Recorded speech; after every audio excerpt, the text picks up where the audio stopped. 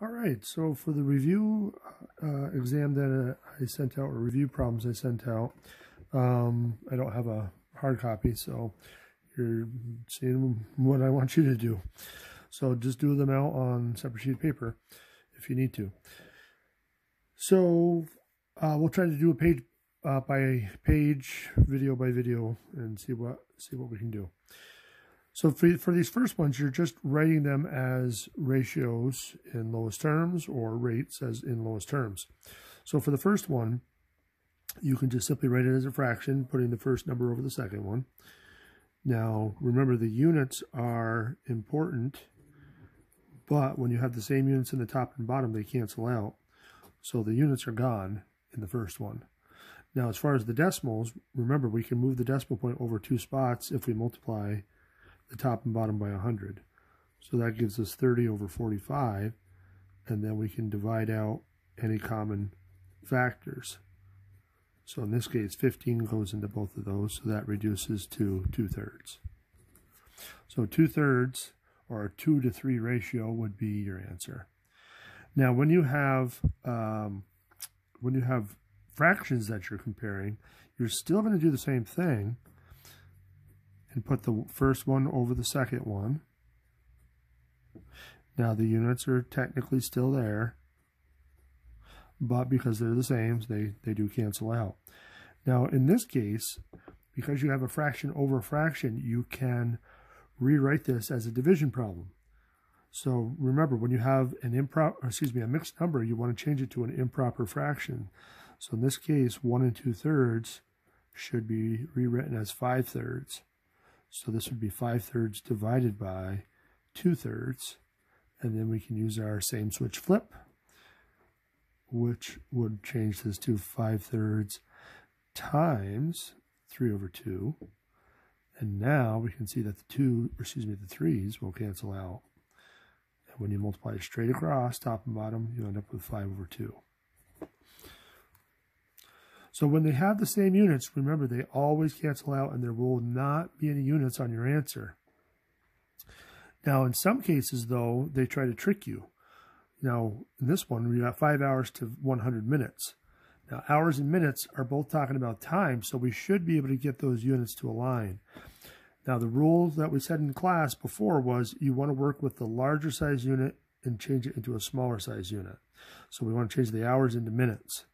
So we can quickly do that by multiplying by 60. So that's going to give you 300 minutes over your 100 minutes. So now the units are the same, and we can cancel them out. And here we can just divide top and bottom by 100. So this is a 3-to-1 ratio. So you do want to keep it as 3/1. Don't reduce it to 3, because then it's no longer a ratio. Same idea for the next one, 9 inches to 2 feet. Inches is the smaller one, so we want to change the feet into inches by multiplying by 12. Now, as far as knowing all the different conversions out there, I wouldn't get nervous. I'm going to give you pretty much the easy ones that you should know. Time is one of them, and feet to inches is another one that you should know. If there's any obscure ones that I put into a problem, I will provide that conversion for you. So don't worry about that. So that's 24 inches here.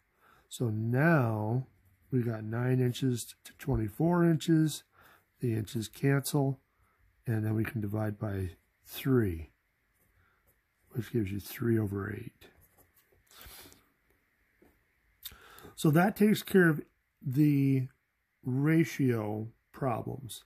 So the units will cancel out, and there's no units on your final answer. When you have a rate, that's all out the window, because now the units can't cancel. So you're going to have cases like this, children and families.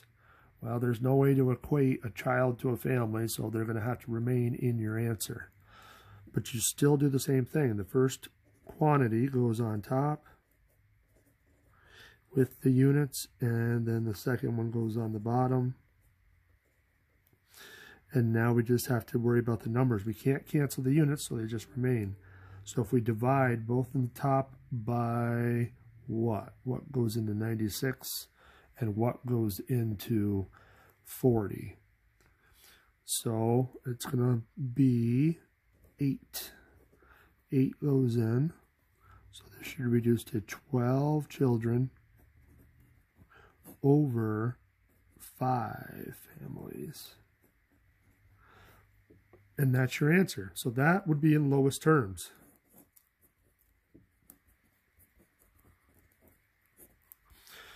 Now, sometimes they want you to find a unit rate. So that's like number 6. So number 6 says Elena made $60 in 3 hours. Write this as a unit rate in dollars per hour and in hours per dollar.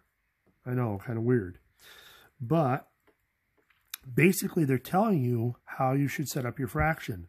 The first quantity is on top, the second quantity is on the bottom.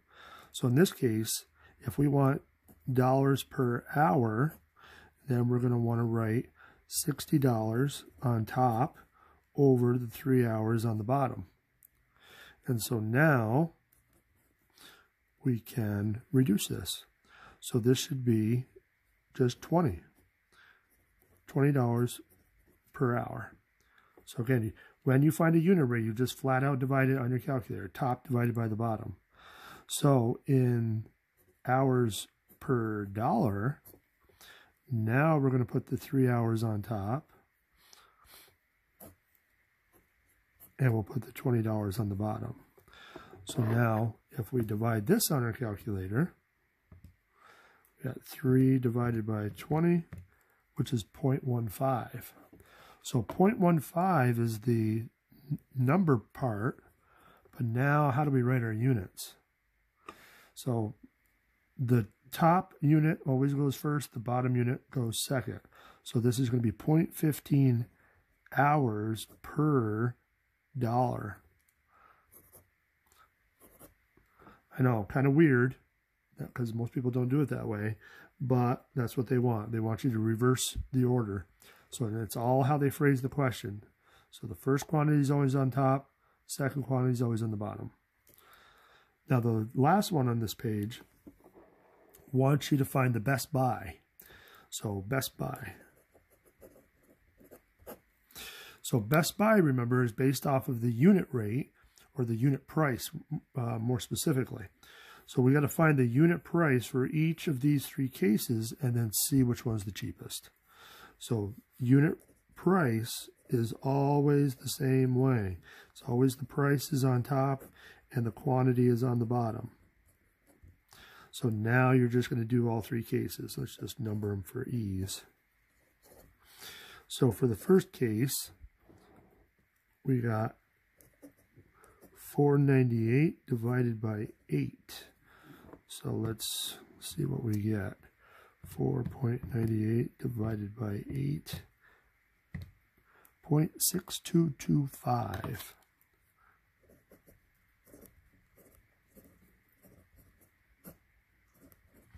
Now, because it's a unit price, you want to make sure those units are in there. So you got the dollars first, because that was on top, and then you got the 8 ounces is technically on the bottom. So that's going to be your units on the bottom. And so then for number 2, let's see what we get. 249 divided by 3 ounces.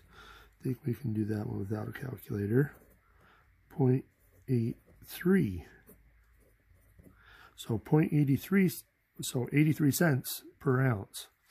And then for the third case, we got 189. Oops. Did it backwards. Divided by 2. And again, I think I can do that without a calculator. So 0.945 per ounce. So this one's pretty cut and dry. Now, as far as the number of decimal places, I would always err on having extra decimal places and try not to round too much. So 4 decimal places, even though we're talking about money, it's okay to have 4 decimal places just because they might be close. But in this case, it's a no-brainer because this one is definitely the cheapest one. So the best buy should be the 8 ounces for $4.98. So that wraps up the first page. Stay tuned for the next video for the next page.